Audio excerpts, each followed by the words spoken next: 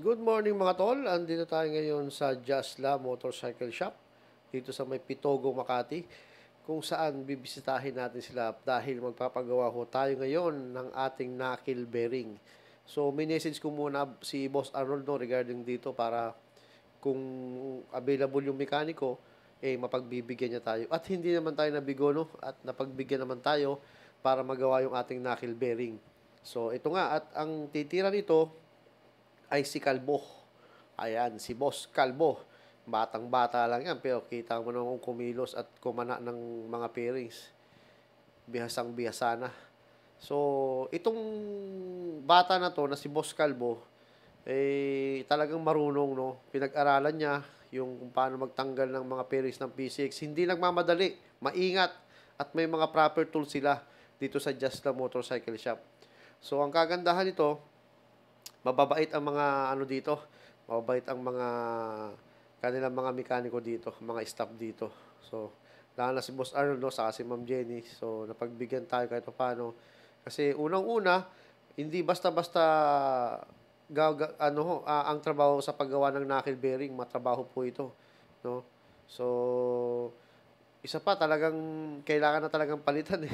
Napilitan na akong palitan kasi ako na overuse ko rin kasi yung aking motor, no, yung PCX ko. So, kaya kung kayo diyan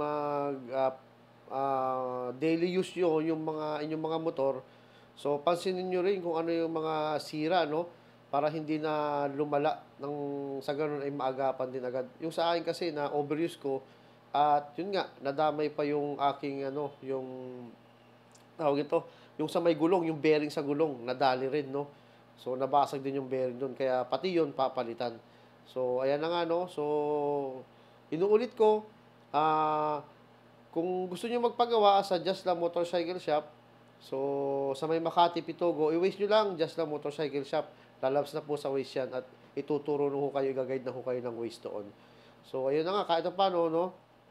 Gagawin na itong knuckle bearing ko. So, napakahirap po kasi ang knuckle bearing ho o ang ball race kapag nasira yan, talagang kumakabig, lumalaban. So, ikaw bilang rider, ang hirap po lalo na sa singitan, delikado baka makasabit ka pa. So, kaya ako ingat na ingat ako sa mga gilid-gilid, sa mga singit-singit. Kung sisingit ako talagang kahit paano, nag-iingat ako kasi yun nga, may tama na yung knuckle bearing ko. So, nadali kasi ako sa mga lubak-lubak. Although, matagal na rin ito, sulit na rin yung gamit, naibiyahe ko pa ng probinsya to, nalulubak at hindi maiwasan. Yan nga to, mga boss, no, yan, no, yung bearing ko, wasak na rin sa harap, sa may harapan ng gulong. So, yan, dalawang bearing ho ang ano dyan, ang nadali. So, yun, papalitan ho yun. At umiskor pa sila, boss niyan, no? Kasi naubusan sila ng bearing sa shop, no? Kasi mabinta yung bearing din nila dyan sa shop, no? Naubusan. So, yun nga, nakakuha naman sila sa labas kahit na paano. So, ayan, at kinakalas na yung aking ball race dyan. Yan, yung sa may leeg, no? Sa may manibela. Ayan. At si Boss Calvo ang dumadali niyang pati si Boss MJ kasi ingat na ingat sila, no? Na ano, kung ano man ang madami siya, ingat na ingat sila. Hindi sila basta-basta kakalas o ano, iniingatan nila. So, ayan. So, yun nga, no? Ang knuckle bearing, ang pinalagay ko dito ay yung Phyto, no? Yun yung available.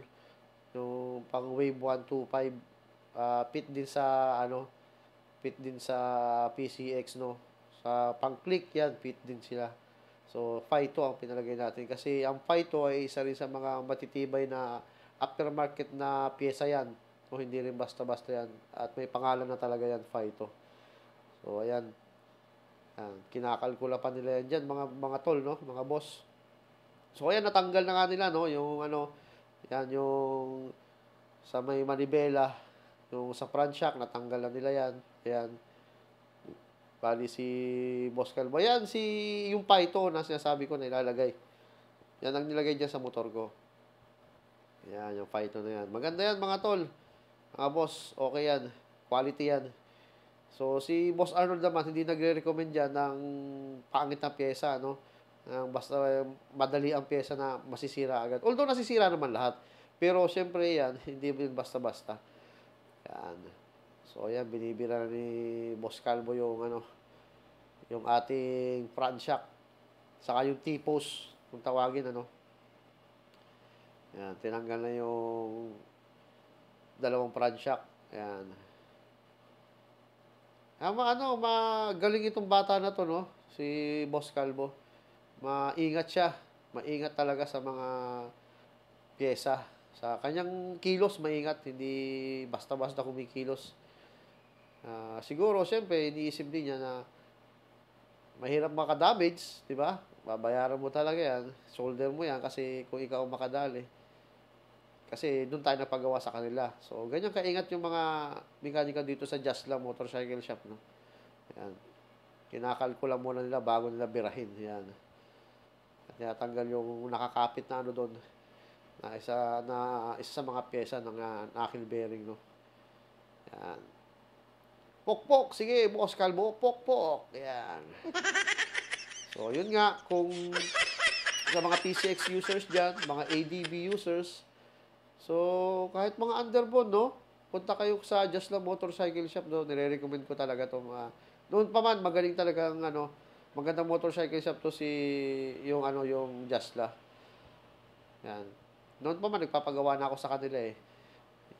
Nalipat na ako ng Cavite, kaya medyo bihibihira na ako magpagawa. Dadalaw-dalaw na lang. Katulad dito, major, talagang sinadya ko sila.